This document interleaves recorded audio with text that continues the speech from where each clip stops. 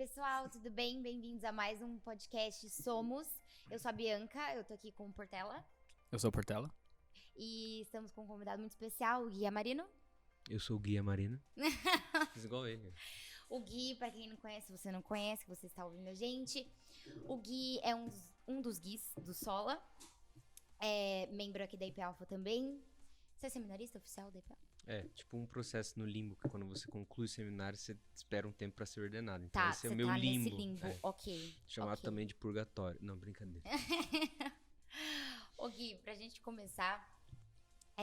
não, calma, uma coisa muito importante também. Ele é esposo da Isa, pai da Catarina. Isso. Eu não sei quando vai lançar o episódio, mas tá lá. Ela vai estar no forninho ainda quando sair. Nasci Ainda. em dezembro. Não vai ter saído ainda não. Ótimo. Ela não vai ter nascido ainda não. Ela não vai ter saído ainda. Ela não vai ter saído. Tá certo isso, né? Tá certo. Mas estranho, mas tudo bem.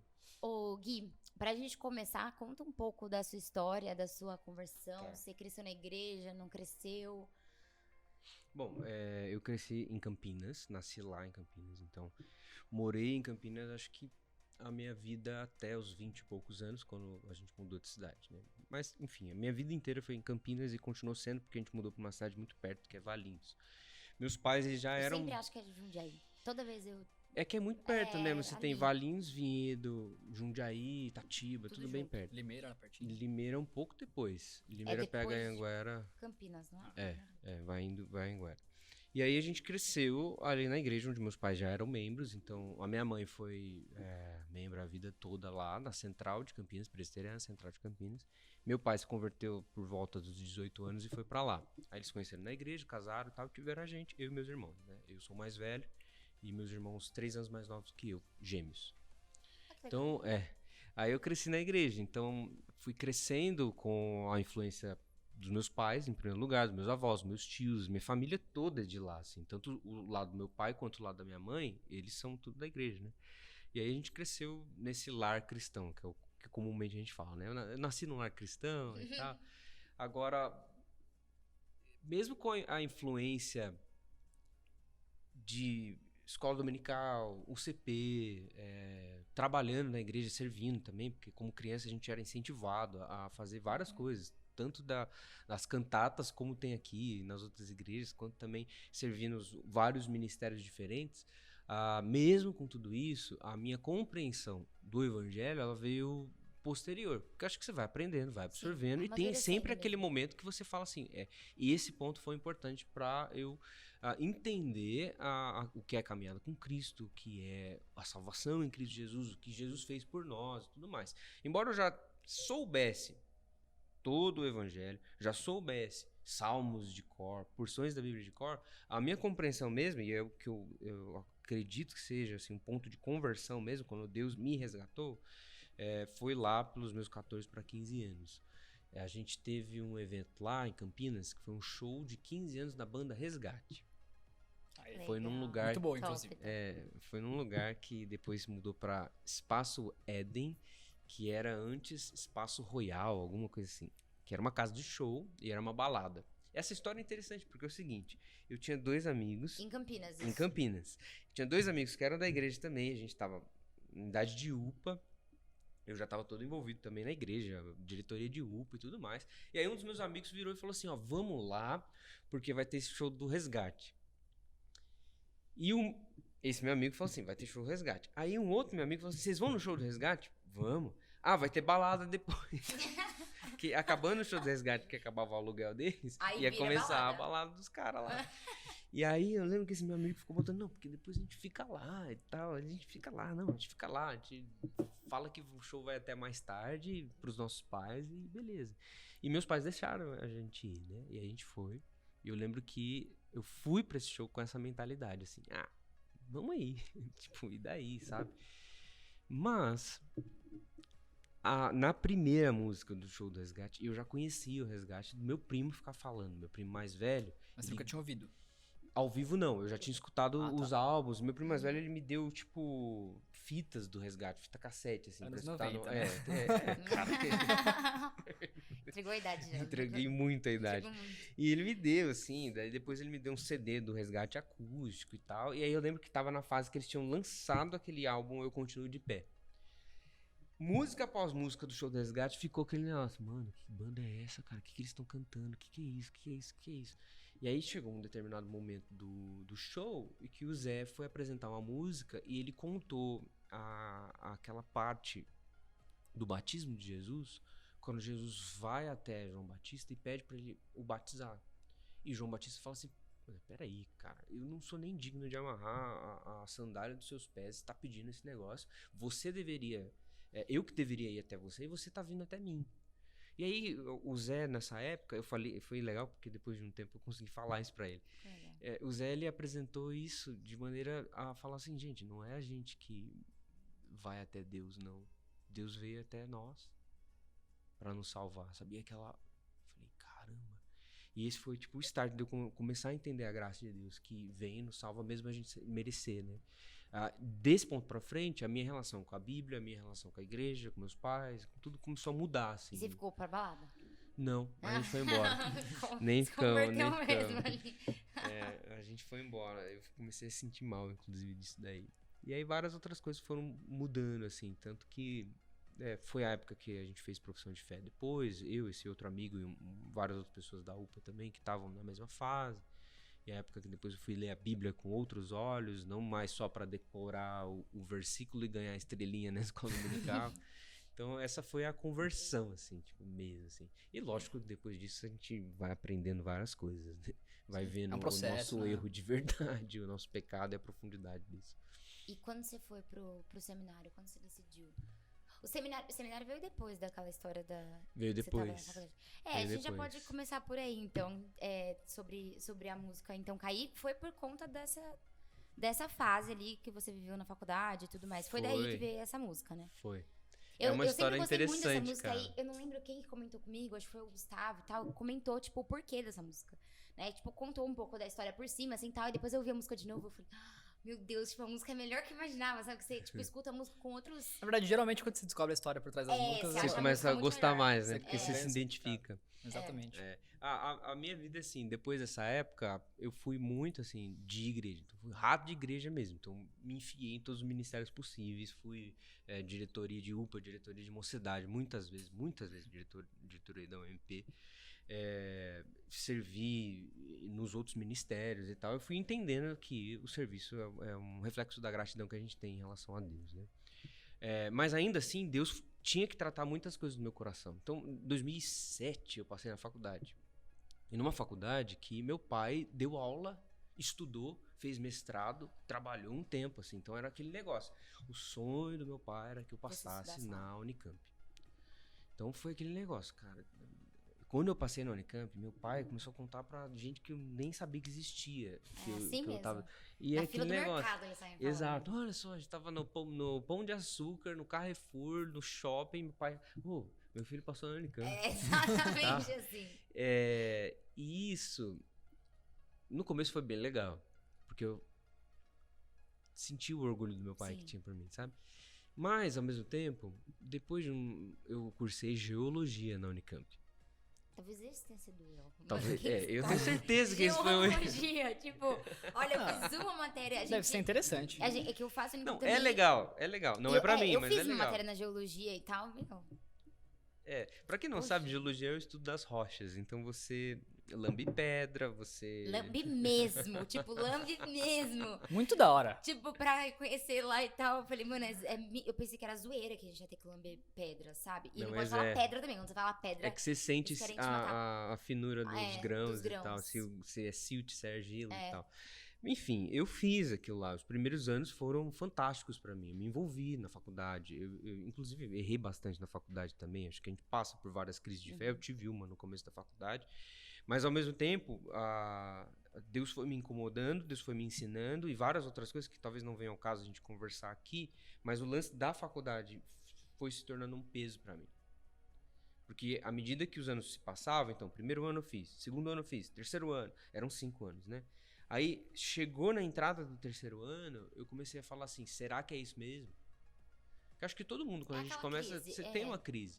E a música sempre foi muito forte pra mim, e teologia também sempre foi muito forte pra mim. Desde antes dessa época aí que eu contei pra vocês do lance do Resgate. Pô, me converti num show do Resgate. A música, então, a partir desse momento, começa a ter muita importância pra mim, pra expressão da fé. Você já participava na igreja, tipo, Já do louvor, compunha sempre teve um- canções e tal. Já tinha música e tudo mais. Já tinha uma bandinha que tocava as nossas músicas. Então, eu fiquei com muita dúvida do terceiro ano pra frente. Aí entrou no quarto ano. Comecei a trabalhar numa ONG ambiental, cristã, que me bananou mais a cabeça ainda.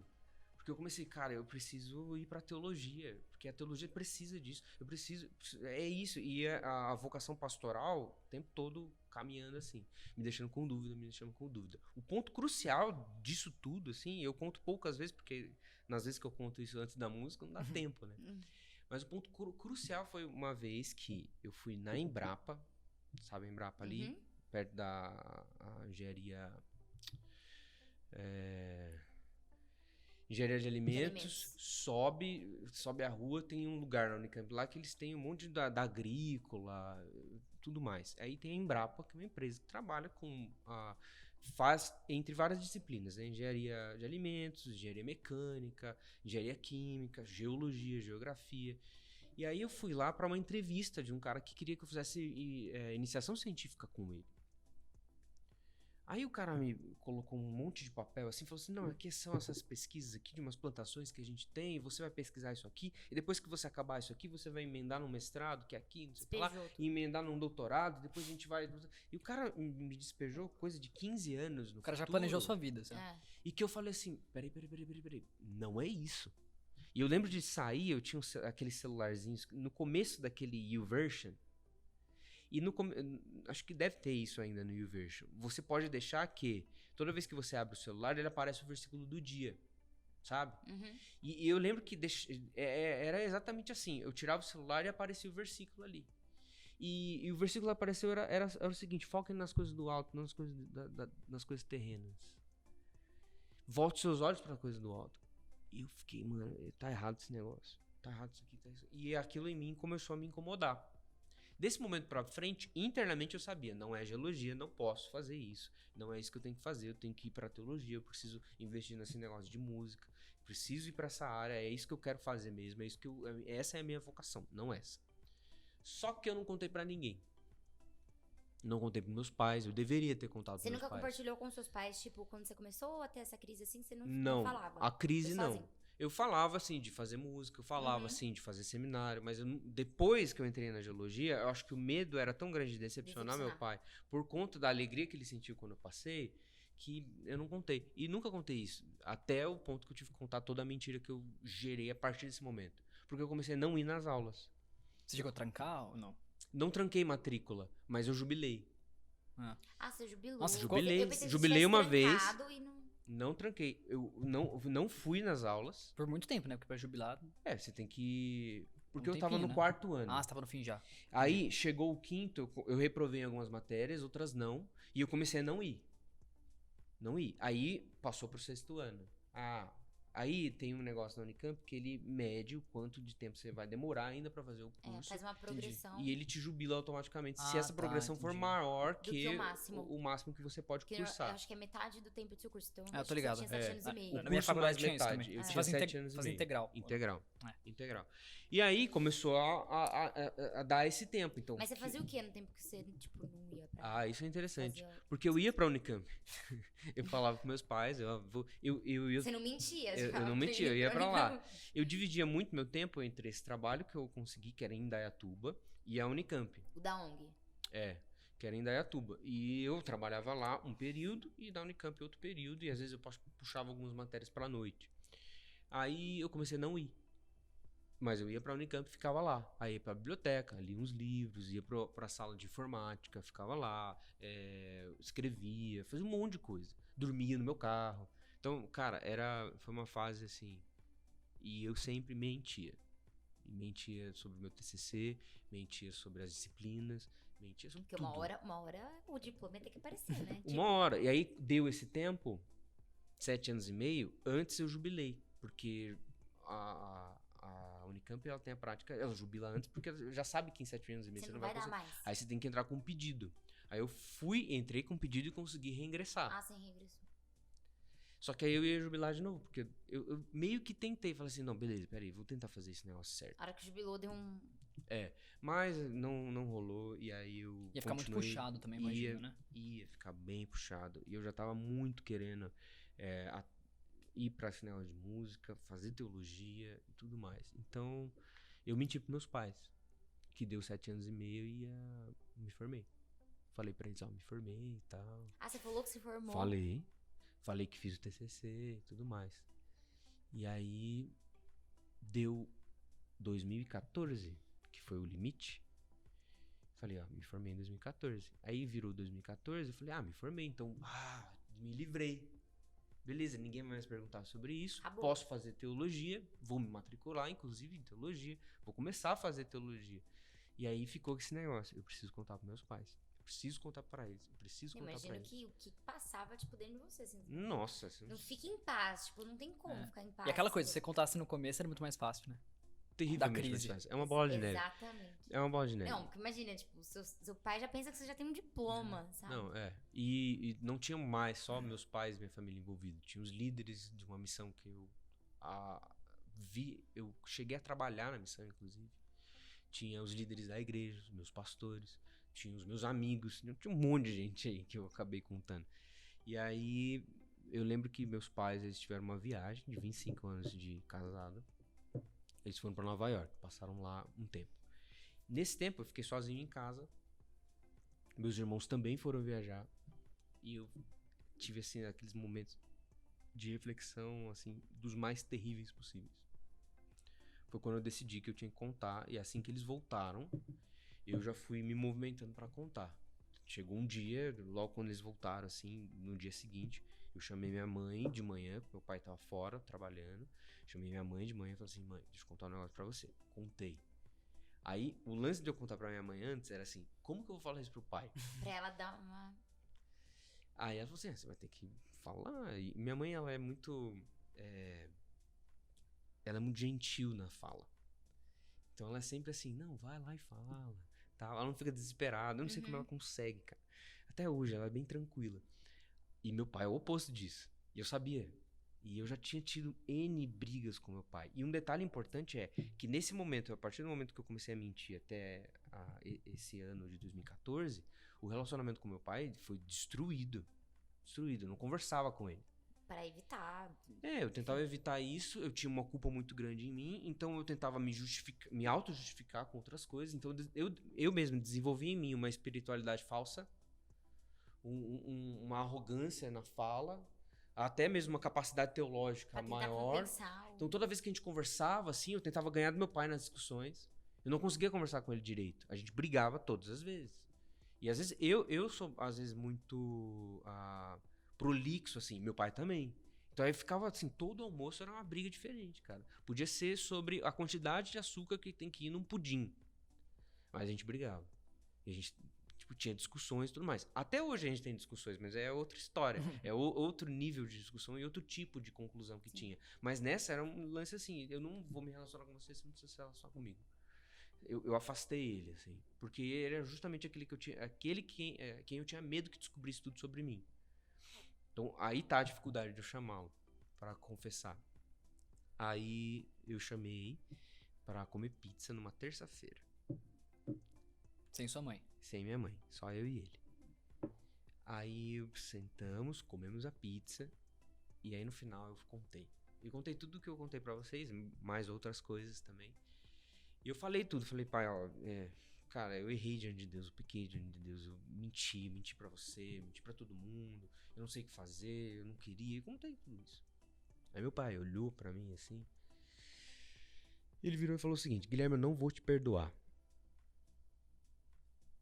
E do momento que ele concluiu essa frase até a próxima que ele disse, pra mim acho que passou minha vida inteira, assim, falei assim, agora eu vou morar debaixo da ponte, ele vai me expulsar de casa, eu não sei o que fazer, perdido.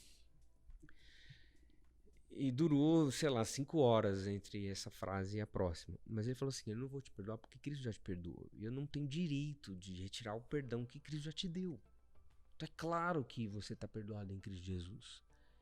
E o que a gente tem que fazer agora é buscar uma alternativa.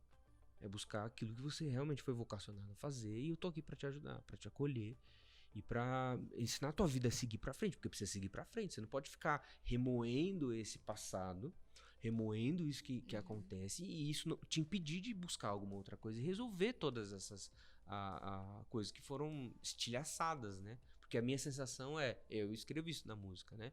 Eu destruí tudo o meu passado, sabe? Eu tipo, explodi tudo aquilo lá. Foram 7 anos jogados fora. Essa era a minha sensação. E a partir desse momento, assim, que eu confessei, meu pai mudou muito o tratar dele pra mim, como ele olhava pra mim, e eu também. Então, o relacionamento, assim, desse momento pra frente, entre eu e meu pai mudou totalmente. Consequentemente, entre eu e minha mãe, entre eu e meus irmãos. Então, muita coisa mudou, assim, a partir do momento que eu confessei o pecado. Realmente assim. restaurado, né? Foi um caminho, assim, muito importante. O ponto de... isso nos Salmos é muito claro, né? De você trazer à luz o pecado. Você deixar que as pessoas vejam isso e ser transparente com elas e com as pessoas que importam você, né? Com sua família, as pessoas que você magoou e provavelmente vão ficar magoadas com isso. E isso mudou muito. E aí, no dia seguinte, esse dia de que eu contei pro meu pai, eu compus Então Caí. No dia seguinte. Que legal. Não, bom. tipo, a música é exatamente a história, assim. Você Mas ao mesmo escuta tempo- essa música aí de novo. Ao mesmo tempo, isso que é interessante. É a sua história, mas qualquer um que ouvir pode se identificar de algum nível. Mesmo Sim. não tendo vivido o que você viveu, cada um se identifica. Isso que é legal da Porque música. é a nossa história, na Sim, verdade. sim. Tipo, De todos nós. Exatamente, de ser, tipo, nova criatura em Cristo, sabe? Exato. Dele fazer tudo novo, de fato. E ele fez Mas tudo isso novo, que é legal assim. da música, acho que é a marca até de um bom compositor é que consegue escrever o que ele tá sentindo particularmente e ao mesmo tempo deixar aquilo de Chegar uma no forma universal que todos consigam se identificar.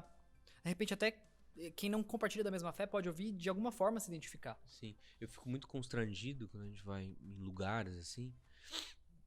No começo a gente tocava mais ela, né? Porque ela era uma música mais nova, agora ela é uma das mais antigas. Agora deu uma reformulada nela, a gente vai voltar a tocar. Mas como a gente tocava ela mais frequentemente, e eu contava essa história de maneira resumida, assim, nas apresentações, do show, do solo, nas conferências que a gente ia tocar e tal.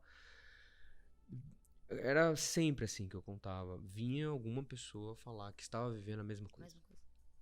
Ou que estava na condição de mentir para os seus pais, para o seu marido, esposa, namorada, e queria contar e tal. E o meu testemunho ajudou, e aquilo que Deus fez na minha vida ajudou a pessoa a fazer isso.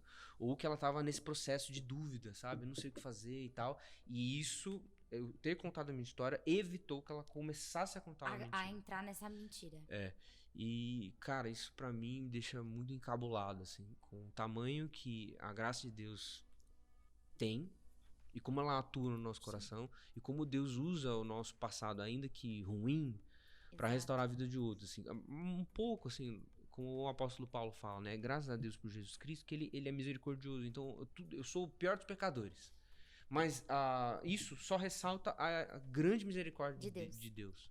É isso. sabe? Isso ensina a outros. Eu acho que ser honesto com o nosso pecado, ser honesto com as nossas fraquezas diante de Deus e a gente ser transparente nisso, auxilia a gente tanto a termos relacionamentos mais duradouros e preservar esses relacionamentos, quanto também a incentivar outros a manterem um relacionamento honesto com os outros, né? Sim. Tem uma frase, acho que é do John Newton, né? Que ele fala algo do tipo, que tipo, eu sou um grande pecador, mas eu também tenho um grande salvador, né? Sim. É muito... Enfim. Eu queria te perguntar, você falou do momento que você sentiu a vocação pra música, mas se você lembra do momento, do clique que você ficou apaixonado por música. Talvez na sua infância, assim. Você, tipo, tem algum momento específico que você falou, nossa, tipo, sei lá, como Gosto se... muito disso. Sua cabeça explodiu, assim, tipo, ao ouvir uma canção ou algo do tipo. Quando eu era criança, meu pai, ele tinha um Walkman preto da Sony. E ele tinha várias fitas. Meu pai sempre foi aqueles negócios dos anos 80, 70 de fazer mixtape. Quem viu Guardiões da Galáxia sabe, meu pai tem vários mixtapes. Muitos, assim, muito. Era o que se fazia na época, né? E quando eu era criança, meu pai tinha o Walkman dele. E a gente tinha viagens no carro, assim. E ele colocava as fitas e a gente ia ouvindo. O carro tocava fita cassete. Depois só que teve Sim, CD, gente. É um pouco depois. Não, a fita Aí- cassete era legal, pô. É, legal pra caramba. Aí, ele me deu um Walkman pequenininho, assim, desses de criança, sabe? Aí eu começava a escutar as coisas. Eu lembro que escutava Lionel Richie, Mamas and Papas, Beatles. Meu pai é muito fã dos Beatles. Meu pai tem todos os discos dos Beatles. Aí tocava lá, aí tinha as fitas, tinha os discos. Aí tinha, dos cristãos, tinha Logos, Vencedores por Cristo, Grupo Elo. E aí tocava tudo, assim. E as músicas, elas começaram a, tipo, era uma trilha sonora pra minha vida. Esse negócio que a gente fala, né? A música, hoje a gente tem muito disso. Hoje, qualquer coisinha, teu eletrodoméstico toca música. Meu micro-ondas toca Sweet Child O' Mine. Quando toca um negocinho assim. Mas naquela época, pra você ter uma trilha sonora pra vida, você tinha que botar um foninho aqui, Sim. ligar o play e... Então eu passava horas estudando E é o que com... tinha na fita, Era o né? que Você não, tinha. quero Aham. aquela, não tem. Não, Depois veio o Discman e tal. Mas era isso. Então a música começou a fazer parte da minha vida como trilha sonora. Antes de eu começar a tocar propriamente um instrumento, né? Meus pais, os dois tocam violão. E aí, quando eu era adolescente, eles começaram a me ensinar violão e tal. E eu comecei a gostar muito pegar disso. gosto. E por escutar desde pequeno muita música, desde música clássica, que meu pai gosta muito também, até as músicas mais populares, aí eu fui tirando as músicas, fui tendo as minhas próprias playlists, assim. Tinha sites de rádio, mais ou menos como hoje funcionam as playlists do Spotify, e você montava as suas playlists, tá? Eu ficava escutando, descobria música nova. Eu lembro que eu descobri CPM 22 assim. Aí era isso, assim. Então a gente desenvolveu muito gosto de música. Era mais difícil, assim, né? O acesso à música antigamente, talvez, né? Hoje em dia é tão fácil, né? Hoje em dia é muito fácil. Mas eu perguntei porque eu lembro muito do momento que eu tive esse clique com a música, né? Eu lembro que eu era criança, eu só ouvia trilhas sonoras Disney, assim, e, tipo, era essa música, que não é ruim Sim, também, Elton John, são Phil Collins, muito boas. são boas, Principalmente as do Phil Collins. mas era só o que eu ouvia. E aí um dia meu pai me levou pra escola ouvindo Elvis, aí beleza, gostei, fui caçar mais CDs do meu pai, tinha aquelas cases de CD, sabe, antigamente, aí eu achei um lá com uma maçãzinha verde, X, pus no rádio, tocou Beatles, tocou She Loves You, o Beatles Anthology 1. Aí, aquele momento, a minha cabeça explodiu pra música, sabe? Muito bom. E desde então, dos 8, 9 anos, é a minha banda favorita. E era a banda favorita do meu pai. Então, quando eu mostrei, pai, o que é isso, né? Aí ele me contou. Então, virou até um, que nem você falou, você e do seu pai, né? é um ponto em comum entre gerações que Isso é importante. que junta. E banda assim, tipo, o Sola foi a primeira banda que você teve? Não, Você não. teve outra? Tive outras bandas. Teve da adolescência que você falou? Então, de adolescente, assim, a gente tinha, na UPA, tinha um cara, e esse foi importante pro meu desenvolvimento musical, assim, que tinha um cara que ajudava na igreja lá, o Otávio e a Mayra. Os dois tocavam, e o Otávio, ele era músico profissional, produzia e tal, e tocava em casamento, na noite e tudo mais, e tocava na igreja. Aí ele começou a desenvolver, tipo, um esquema na igreja, que ele dava aula de violão, durante um negócio que chamava Sala de Arte da SAF da igreja. Então as mulheres tinham a aula de artesanato, pintura, línguas, espanhol, não línguas estranhas, espanhol, inglês e tal.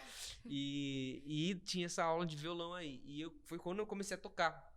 E aí a gente, pirado assim, via os mais velhos da igreja tocando guitarra e tal. Tinha um amigo meu de infância, que ele é um pouco mais velho que eu, que ele tinha uma guitarra Les Paul, assim, falando, cara, eu quero isso pra mim e tal. Aí a gente começou a fazer aula com esse cara. E esse cara montou uma banda da UPA, porque a gente pressionou, não, a gente quer ter uma banda da UPA, porque não sei o que lá e tal. A gente montou uma bandinha da UPA, essa foi a primeira banda que eu tive, a banda da UPA. Aí no colégio, quando eu tava no segundo colegial, a gente... Você no violão? Eu tocava violão. Aí eu ganhei uma guitarra. Quando eu entrei no colegial, eu ganhei uma guitarra. 15 anos. 14 eu tocava violão. 15 anos, guitarra, meu pai me deu. Nossa, foi a melhor coisa da minha vida. Aí eu tocava guitarra. Então... E você gostava mais de tocar guitarra? Nossa, eu amo até hoje. Eu gosto muito de cordas agora, todos os instrumentos de cordas possíveis.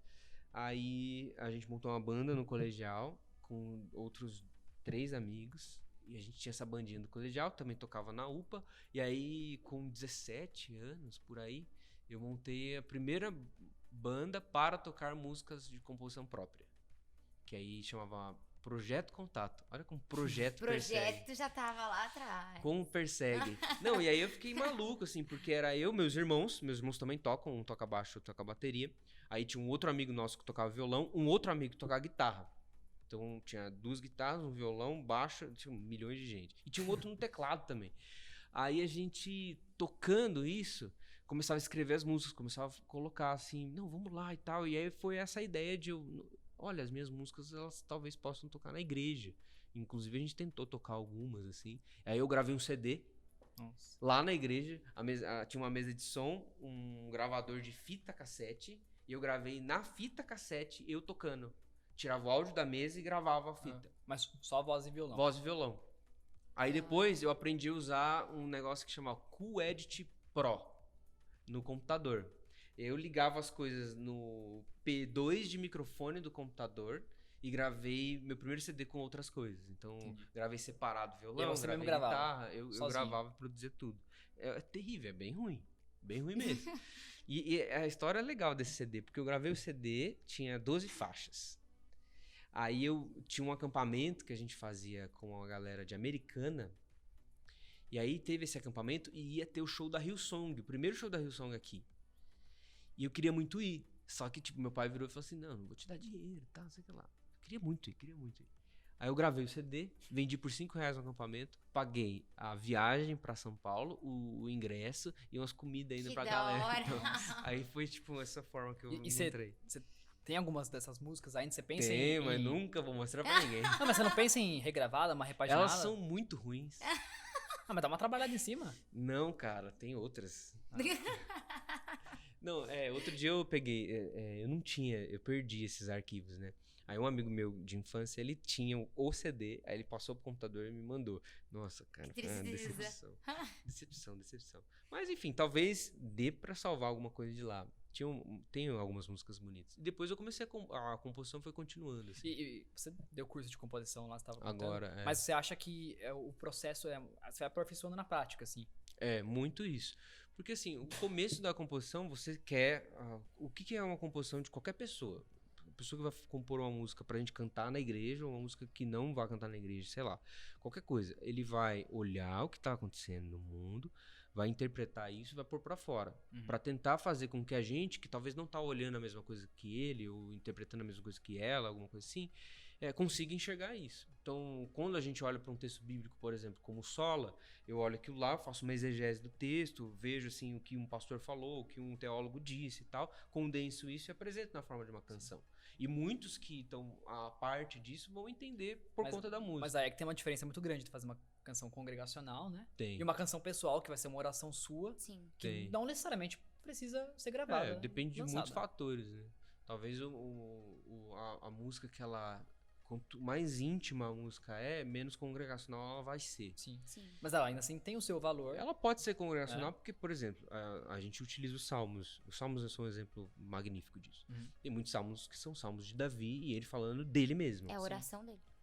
Isso serve pra igreja. Agora tem outras coisas que talvez não. Então vai precisar ver aí o que serve Mas não. por exemplo, tem as músicas que são congregacionais, toca na igreja, beleza. Mas tem música que eu uso no meu momento devocional. Com certeza. Que são músicas muito mais pessoais. Com E são a certeza. oração da Não, pessoa com que certeza. compôs, né? Porque pensa o seguinte, vamos falar, a gente tá falando de composição da parte de cristãos, né? De Sim. um cristão Sim. compondo. Então quando um cristão vai compor, ele olha o mundo e vê esse mundo de Deus. Ele vai atrás do quê? Da verdade. Ele vai procurar encontrar a verdade. Então ele ora para a palavra, ele ora para o que Deus diz sobre quem ele é, o que Deus diz sobre quem Deus é, quem ele mesmo é, sobre o que Deus diz sobre a criação, sobre os outros, sobre tudo, e vai procurar essa verdade. E esse artista que é cristão, que está compondo, ele vai sempre estar atrás da verdade. E ele não vai tentar fabricar essa verdade, que é o que os não cristãos fazem. Ele vai tentar fabricar uma verdade. E essa verdade fabricada, ela é frágil. Então, por isso que muitas canções feitas por cristãos, elas podem servir em vários momentos. Seja para o canto público, Sim. que é muito legal que seja para momentos devocionais, como você falou. Mas ao mesmo tempo, um cristão pode compor uma música que não traga respostas, né? Pode. Uma música de ser questionamento. Uma música que é de dúvida. Sim. Aliás, tem vários salmos que não tem resposta. Vários salmos, exato. Salmo 42 não tem uma resposta. Sim. Tem um tipo, espere em Deus porque eu ainda o louvarei. Mas ele não responde as coisas. Então, faz parte da nossa vivência a dúvida. E às vezes é muito mais interessante você não consegue se expressar com palavras, né? Às vezes uma música expressa o que Ajuda você tá isso, sentindo. é. E às vezes um momento de oração assim, em vez de eu orar, eu utilizo uma música, porque ela vai expressar de uma Sim. forma muito mais... Confiança pra mim é isso, sabe? Sim. A confiança do Sola tem muitas vezes que eu não consigo amo essa achar música. palavras pra orar e aí eu recorro a ela, É, porque tudo bem que foi uma oração que eu partilhei com Uhum. um amigo meu mandou um texto, que era uma oração dele, e aí eu compus a canção. Em cima do texto. Mas ela acabou virando minha oração também. Mas outras pessoas já falaram isso pra gente. Eu não sabia como orar, era uma fase da minha vida que eu não conseguia dizer nada pra Deus e tal. E confiança foi a minha oração. Foi. Outras músicas também foram pra mim, de outros artistas, de outras pessoas e tal. Às vezes canções que tem uma frase, às vezes a canção não é explicitamente cristã, no coisa, mas tem uma frase lá que você fala assim, cara, isso aqui lembra muito É tal muito versículo. bíblico. Sim. E aí aquilo te ajuda a expressar algo que você não estava enxergando antes, sabe? E isso a gente pode também entrar na questão de... Uma questão acho que até batida, mas de falar de música secular, né? Qual... Cristão pode, não É, pode ouvir tipo, música que tipo secular? de música o cristão pode ouvir, né? Na minha visão, a divisão de música secular e não, música sagrada não faz muito sentido. Faz sentido a divisão de música congregacional e não Ou não. congregacional. Talvez. Não sei. Ou boa e ruim. Boa e ruim, A pode gente ser. tem que ter duas coisas em mente, assim. Primeiro são as fronteiras do uso, né? As funções que a música pode ter. Nós temos o culto público, por exemplo. E no culto público nós temos música. E Deus manda a gente louvá-lo Guarda. com cânticos, hinos, salmos, né? Então, no culto precisa ter música. Na Bíblia tem música, tem poesia, né? É um estilo literário considerável na Bíblia. Então, beleza, nós temos essas canções para esse uso, que vão estar ali no uso do culto, para a gente cantar sobre quem Deus é, para a gente cantar sobre a obra de Deus, a grande salvação em Cristo Jesus e tudo mais. Agora, o mundo também está cheio de música, porque música é uma expressão humana. Sim. Você vê quem que foi o primeiro cara que começou música na Bíblia? Jubal. Jubal é da família de Caim, lá Gênesis capítulo 4. Ele não é dos filhos de Deus, não é do pessoal da aliança, sabe? Mas Deus os criou também, a sua imagem e semelhança. Sim. Então, por conta de termos imagem e semelhança, a gente é capaz de criar qualquer coisa. E aí música tá no barco, né? Então, qualquer tipo de arte, qualquer tipo de fenômeno tecnológico, tudo isso é um desenvolvimento desse dom criativo que Deus nos dá. E a música tá dentro. Então, a música vai ser uma das coisas que nós fazemos como seres humanos, que está envolvido na produção cultural, que reflete um pouquinho da nossa imagem e semelhança com Deus. Que é uma capacidade que temos, que é uma capacidade de Deus. Se Deus é criador, nos criou a imagem e semelhança dele, então tudo aquilo que a gente faz é um resquício, um paralelo, ou alguma coisa que lembra esse fato de nós sermos criados, mas não apenas criados, mas criados à imagem e semelhança de um criador. Quem fala isso é o Tolkien naquele livro Árvore e Folha, que ele escreveu sobre histórias de fada e tudo mais. Ele está falando especificamente sobre obras de literatura, mas a gente pode aplicar muito bem qualquer tipo de arte, qualquer tipo de atividade cultural humana, né? Sim. Então, uma música, por vezes, ela pode ter coisas verdadeiras. E tendo coisas verdadeiras mesmo, ela pode servir para nós de qualquer forma. E aí cabe o nosso discernimento, né? Porque música talvez seja uma forma de arte das mais difundidas. Com certeza. Né, Hoje, em então... dia. E também, ela é uma obra de arte, uma expressão artística, mas ela também é entretenimento. E até um certo nível. Sim. Pra gente se alegrar, Sim. e isso é justo, né? E a gente tem que lembrar que aquilo que a gente consome vai alimentando o nosso coração também. Vai. Então, aí que a gente tem que parar pra pensar que tipo de coisa você vai alimentar seu coração, sabe? E é isso que vai fazer você julgar se você deve ou não ouvir aquele tipo de música que você tá ouvindo, sabe? Aquilo vai alimentar seu coração. E a sua boca vai falar que o seu coração tá cheio. Então, aí tá o limite, sabe? Do que você vai alimentar seu coração, de fato. Não precisa necessariamente ser só músicas cristãs, mas precisa existir um zelo com aquilo que você vai... Sim. O apóstolo Paulo, em Filipenses capítulo 4, versículo 8, ele vai falar: tudo que for verdadeiro, tudo que for amável, tudo que for digno de boa fama, isso ocupe o pensamento de vocês. Tá? Isso ocupe o jeito de vocês falarem, se expressar. Isso é um princípio importante para todo o nosso consumo cultural. Isso vai desde a música que eu estou ouvindo, desde a marca de roupa que eu vou comprar, do filme, série que eu estou vendo e tudo mais. O João Calvino, elaborando mais sobre esse conceito de verdade, vai falar que toda verdade é a verdade de Deus. Então, se eu tiver um ímpio falando algo que é verdadeiro, essa verdade ainda é verdade de Deus. Não existe, só porque é um ímpio falando, aquilo lá deixou de ser de Deus. Se é verdade, é de Deus. Inclusive porque tem música que é gospel. E Mas é mentirosa. Que é mentirosa. Aí que a gente tem que pensar, por exemplo, o que a história bíblica conta pra gente? A história bíblica conta pra gente sobre duas famílias. Eu lembrei de Caim ali, porque Jubal apareceu, tinha Jabal, a gente tem fenômeno de gente que tem habilidade pecuária, tem habilidade de música, que é o Jubal, tem habilidade de metalurgia, de trabalhar com metais e tudo mais. E essa família aí é uma família que é idólatra. Vai culminar lá na Torre de Babel, Sodoma e Gomorra. Você tem todo esse reflexo dessa crueldade ali presente num pensamento seguinte: se Caim foi amaldiçoado, eu sou 7 vezes mais. Se Caim errou, eu vou errar mais. Entendeu? Lameque, que é o descendente de Caim, ele é o cara que pega 2 esposas, ele é o cara que gera uma iniquidade tremenda. E aí você vai observando que essa lógica da família de Caim é uma lógica que trabalha com o florescimento, mas com um florescimento egoísta. Trabalha com a cultura, mas com uma cultura centrada só na minha autorrealização, na minha autojustificação, no eu ser melhor que outro. Então, se eu vou florescer a tecnologia, a cultura, a arte, qualquer outra coisa, vou florescer tudo isso a custas do mais fraco. Vou oprimir, por exemplo. Então, toda música, toda arte, toda coisa que reflita esse lance de Caim, Lameque, dessa família, já é algo não verdadeiro por si. Agora, eu tenho uma outra família, que é a família de Sete e Enoque.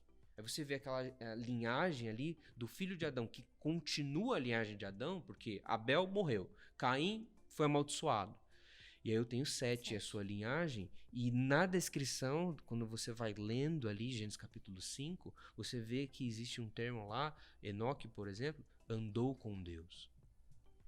Então é uma família que preserva o fato de andar com Deus. E tudo que essa família tem de lógica de relação cultural é um desenvolvimento, uma reconciliação, uma renovação. Porque eles continuam aquilo que foi a missão de Adão e Eva, que é cultivar e guardar o jardim. Deus deu para nós, seres humanos, mandatos. Temos um mandato cultural, temos um mandato social, temos um mandato espiritual. E esse mandato é da gente preservar, como sendo imagem e semelhança de Deus, preservar o mesmo amor que Deus tem por sua criação.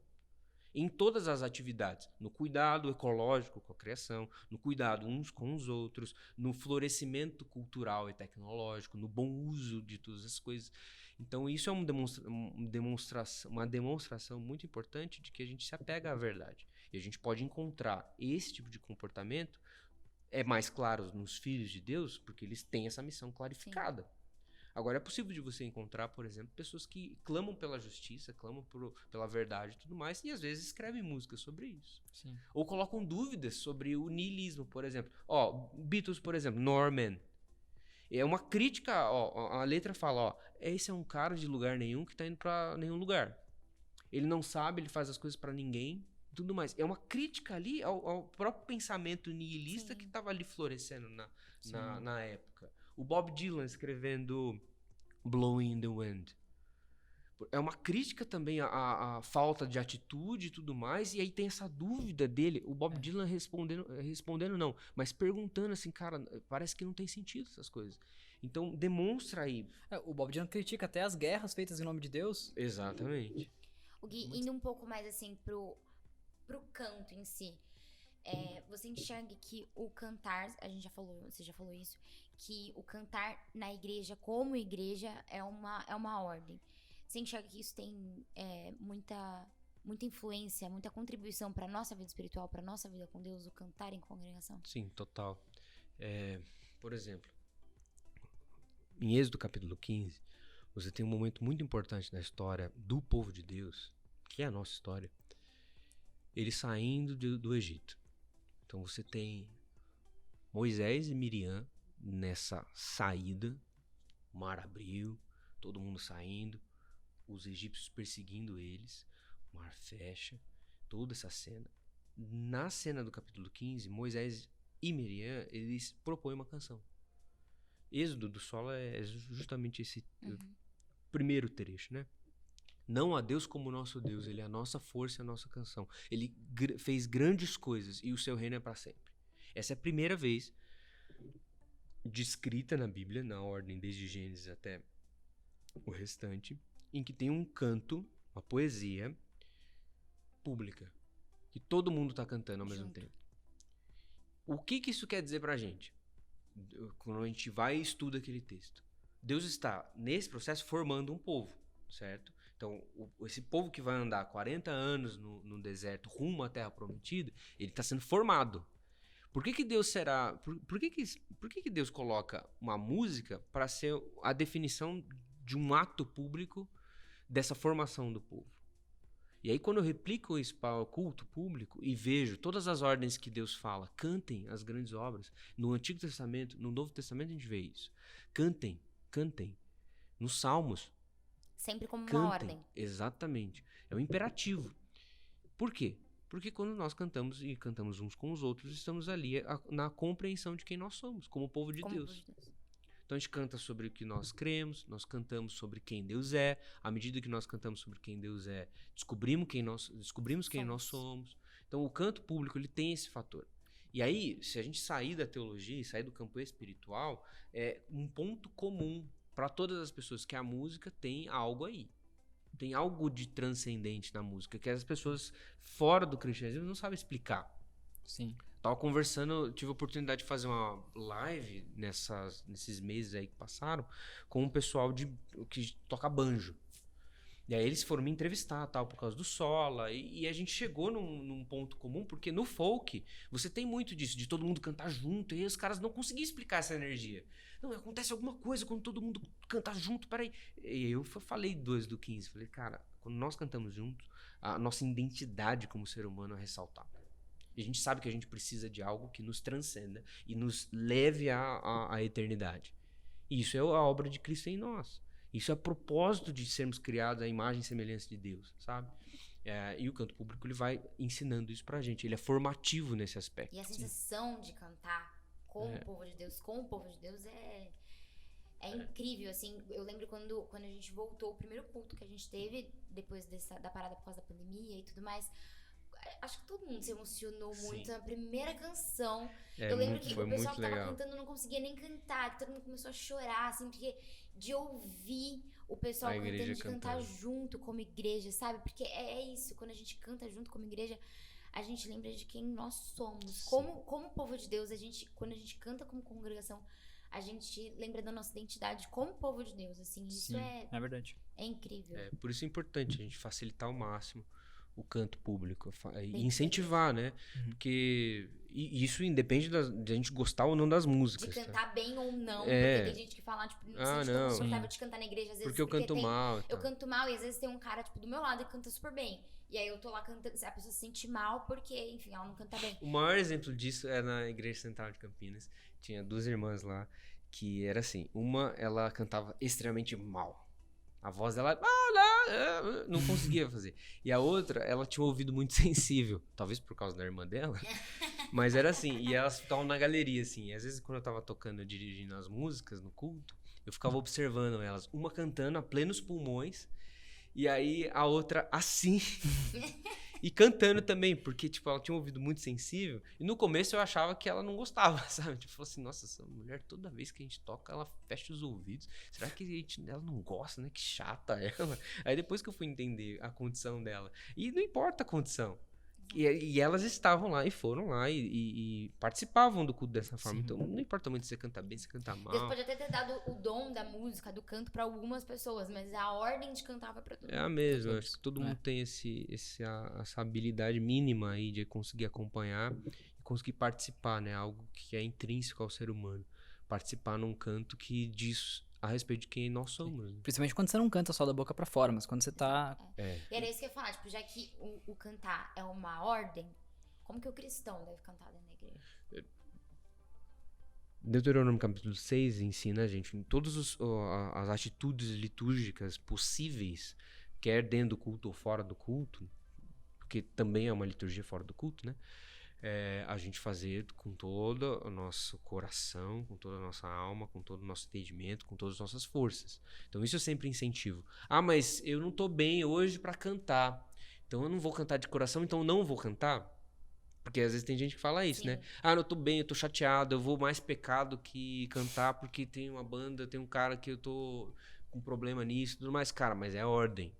E por que é uma ordem? Porque o canto, ele transforma também o coração. À medida que cantamos, a Bíblia nos ensina sobre esses movimentos litúrgicos, né? A oração compartilhada, o ensino e o canto, que sempre essas três coisas. Colossenses capítulo 3 tem essas três coisas. Coríntios vai ter essas três coisas. Quando o apóstolo Paulo está falando em Efésios, também vão ter essas três coisas. Oração, ensino e o canto. E o canto, ele faz parte desses três movimentos litúrgicos. E por fazer parte, ele é também formativo ao nosso coração. Sim. Porque ele vai formando, vai nos incomodando do nosso pecado, vai trazendo uma consciência de quem nós somos, de quem nós não somos, de como devemos nos portar diante de todos os conflitos que a gente vai ter. Então, ele vai sim conformando o nosso coração a Cristo. Então, quando eu canto, mesmo, não estou com vontade hoje, mas não, vou me forçar, é uma disciplina. Como muitas outras coisas na vida cristã. Deus usa a música pra transformar o nosso coração. Eu queria aproveitar e fazer essa pergunta. Além do canto público, qual você acha que é a importância da música para a vida do cristão no geral? Porque, por exemplo, a gente estava falando aqui de Sweetfoot, John Foreman, tipo, é a banda que talvez tenha mais sido presente na minha caminhada cristã.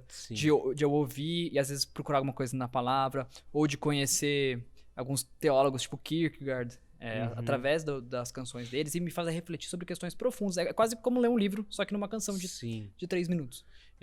Eu acho que é muito similar ao que a teologia litúrgica faz, assim, ao que a liturgia faz. O que acontece? Tem coisas que são explícitas em livros de teologia sistemática e tudo mais, e que no culto nós colocamos implícitos ali. Então você vai aprendendo essas grandes coisas da teologia sistemática por causa dos movimentos que a gente faz do culto. Como que a gente senta, levanta, o que a gente canta, o que a gente lê, como que a gente faz a leitura do catecismo, os temas dos sermões, etc. Na música é a mesma coisa. Existem grandes temas explícitos do mundo que muitas vezes a gente não está entendendo, mas a capacidade de um artista, de um compositor é tão grande em condensar tudo isso daqui, reinterpretar e apresentar de uma outra forma que faça sentido. Sim. Resumir, sabe? E a partir disso você vai buscar algo mais profundo, né? Exato. Porque isso desperta a gente. O C.S. Lewis, ele gosta muito de falar da conversão dele, e quando ele escreve sobre a conversão dele, assim, num dos livros, ele usa o texto de Efésios, que é desperta ao tu que dormes. E para ele fala assim que a conversão dele foi um despertar. E a arte para ele, e literatura, fez todo sentido nesse processo. E acho que para muitos, para mim, talvez para você, Portela, fez sentido a música, sabe? Pra mim é isso. A música, ela me desperta pra várias coisas. Sim. Eu vendo um filme, eu fico observando as músicas que tem. Vendo qualquer coisa, eu observo a letra e de repente tem alguma coisa da letra que... Nossa, olha só.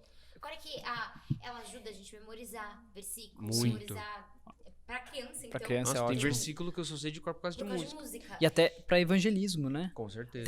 Tem bandas que... talvez o Resgate mesmo, assim.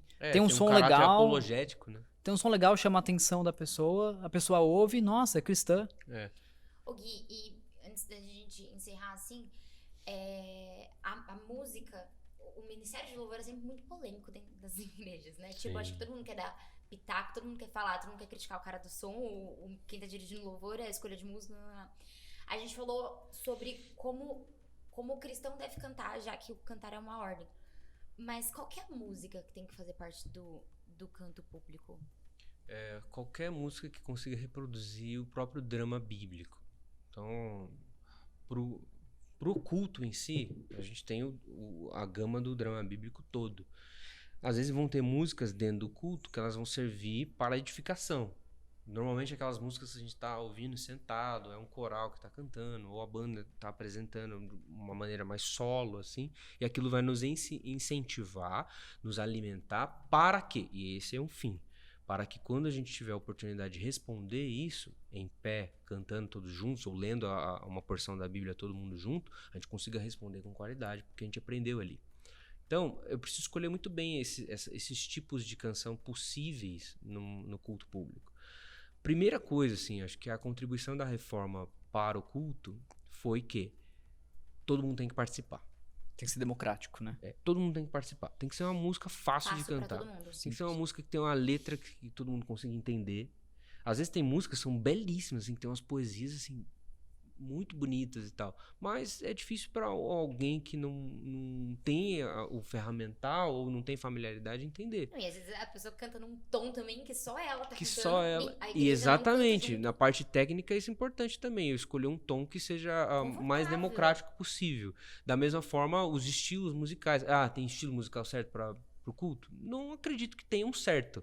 Mas ao mesmo tempo tem que facilitar o máximo possível. Tem- Dá pra Mas tocar um tem heavy os metal, mais- né? Dá pra tocar um Thrice. Então, Mas tem não os mais dá. próprios pra se cantar junto. Exatamente. Tem música que não tem como cantar junto. Sim. Às vezes a pessoa tá lá, a pessoa só faz melisma ali, ninguém canta junto com É. ela, ninguém tá acompanhando. Eu falo, cara, não tem Eu sou desse time aí. Exato. Inclusive é interessante isso aqui. Isso aqui que é o Diretório de Culto Público da Assembleia de Westminster.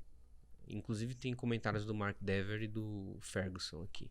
Aí quando você vai lendo, tem várias dicas para o canto público. E tem um pontinho que é só uma página. Ó. Eles não falaram muito porque falaram certo. Sobre o canto. E é o canto dos salmos, né? Que eles tinham muito essa prática, né? Do canto dos salmos. Aí ele fala assim, ó. É dever dos cristãos a adorar a Deus publicamente. Cantando os salmos conjuntamente na congregação. E também privadamente, de forma privada, na família. Mas ele fala o seguinte, ó. Olha só. No canto dos salmos, a voz ela precisa ser no tom e ordenada. E o cara que está conduzindo precisa cantar com entendimento, graça no coração e fazendo uma melodia conduzindo tudo isso para o Senhor. Olha só que legal. E aí vem o matador. Ó. A congregação inteira precisa se juntar. Todo mundo que sabe ler, que sabe ler, tem que ter um psalm book, que é o similar à letrinha lá no coisa. Eles tinham lá um livrinho e tal. E olha só que interessante, ó. E são aqueles que estão incapazes de ler, ou seja pela idade ou por qualquer outro motivo, eles são exortados a aprender a ler. Ou seja, a igreja ela precisa ensinar aqueles que não estão capazes ainda de acompanhá-los no canto público. Então olha só que legal. E aí ele vai continuando falando que tem que ser é conveniente para o ministro e outras pessoas para que leiam o salmo linha por linha antes de cantar, ou seja, fazer o máximo para que todo mundo acompanhe. Resumo. E olha só que interessante, a igreja facilitando ao máximo para que uma ordem dada na Escritura Sagrada seja cumprida da melhor forma. Então, escolhendo o melhor tom, escolhendo o melhor arranjo, escolhendo a melhor forma de se mostrar a estética musical, etc., que seja mais confortável ali para que a congregação acompanhe, cantando, entendeu? Então, por isso que em alguns caras que falam sobre isso, eles falam assim, a melhor medida de você ver se uma igreja está aquecida ou não, está acontecendo alguma coisa correta ali, é se a voz da congregação consegue ser escutada durante o culto. Isso é muito legal, assim, porque a gente esquece disso, assim. Muitas vezes a igreja está tão preocupada com a estética do louvor que esquece do básico, sabe? Sim. Aquilo ali, aquelas pessoas que estão cantando ali, conduzindo as pessoas à adoração, aquilo é muito sério. A música que ela trouxe, ela vai fazer com que as pessoas cantem aquilo tem que ser levado muito a sério, com muito, muito zelo mesmo, assim. Mas Gui, antes da gente encerrar, você tem alguma recomendação pro pessoal? Trouxe Várias. todos esses Não, livros? eu trouxe um monte de livro aqui só pra falar que eu leio muito, tô brincando. Entendi. Não, tem todos esses livros ali, depois a gente pode conversar mais sobre eles, mas eu tenho uma recomendação que ela é uma revista que acontece 6 meses, que chama Cultivar e Guardar. Arrasta pra cima, você pode adquirir. Não, brincadeira. Muito bonito, eu abri e é realmente muito bonito. É um casal amigo nosso, a Fabiana e a Jaqueline, eles estão numa jornada aí, esse é o volume 2. Ela acontece 6 meses, ela tem um material muito bonito, assim, fotográfico e tal, e um material teológico muito importante, e um material de vida muito importante sobre muitos assuntos. Então vai desde artigos teológicos, artigos conversando de música, inclusive tem um artigo meu nesse volume, até receitas divinas. Eu vi essa página. Tem uma receita muito bom. de risoto ao molho fungo, que a gente, inclusive a Isabela tá querendo fazer isso. E tem várias outras coisas, assim, tipo tempo em família, como passar, como tirar foto. Então, é uma revista sobre vários temas, numa perspectiva cristã. E o lance deles é esse mote, com toda a alma, força e entendimento. Então, eu acho que é uma recomendação muito boa. Se você quer algo para a tua casa, para ficar lá e decorar a tua casa, a tua família chegar e ler algumas coisas, você ter 6 meses aí para ler os artigos todos.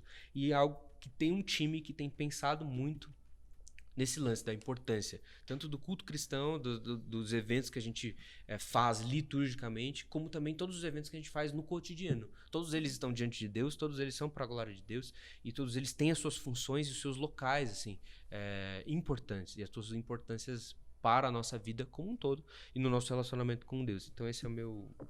Recomendação. E eu vi que você trouxe ali, eu também trouxe esse livro.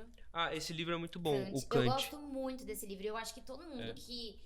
Eu ia falar Eles que falam faz parte disso do Ministério 15. de Louvor, mas eu ia falar, é pra todo mundo. Todo cristão mesmo. É. Que isso aqui, eu gosto muito dele, que ele fala sobre o cantar em casa. Ele fala sobre cantar mesmo, a importância Sim. do que a gente tava falando aqui. Porque a canto música do público, culto, enfim. ela não pode ficar só no culto, né? Exato. Tem gente que eu Sim. conheço que só escuta música cristã Na mesmo, igreja. assim, na igreja, pra ensaiar as músicas do culto, pra tocar. Mas ela pode fazer parte de todos. Na verdade, Sim. ela deve fazer parte de É. todo o resto, né? E eu gosto muito que tem um capítulo aqui que ele fala da importância do canto dentro da sua casa, sabe? De Sim. você cantar com a sua família, como isso é muito precioso. Assim. Esse Porque eles livro falam, muito né, bom, eu no gosto. canto dos salmos publicamente ou Aham. no privado.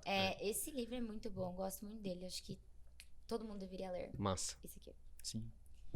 Gui, é isso. Muito É nóis. obrigada. Antes, eu vou só deixar um versículo aqui que a gente sempre deixa no final. Salmos 98, 1-4. Cantai ao Senhor um cântico novo, porque Ele tem feito maravilhas. A sua destra e o seu braço santo lhe alcançaram a vitória. O Senhor fez notória a sua salvação, manifestou a sua justiça perante os olhos das nações. Lembrou-se da sua misericórdia e da sua fidelidade para com a casa de Israel. Todos os confins da terra viram a salvação do nosso Deus. Celebrai com júbilo ao Senhor todos os confins da terra. Aclamai, regozijai-vos e cantai louvores. Sim, amém. Amém. Que a gente, de fato, viva isso, que a gente cante no nosso dia a dia, o que a gente canta na igreja, que a gente viva aquilo que a gente canta de fato. Amém. É isso aí. Muito obrigada. Obrigado a vocês. Foi muito bom. A gente Bom, tinha assunto pra muito Eu tô mais pertinho tempo. aqui da próxima vez. Faz a parte 2. Não, precisa, porque a gente tinha muito assunto. Esse Boa. rende bom. esse assunto. É Bom isso. mesmo. Obrigada. Valeu, Obrigada, valeu. pessoal. Até o próximo episódio. Até mais. Tchau.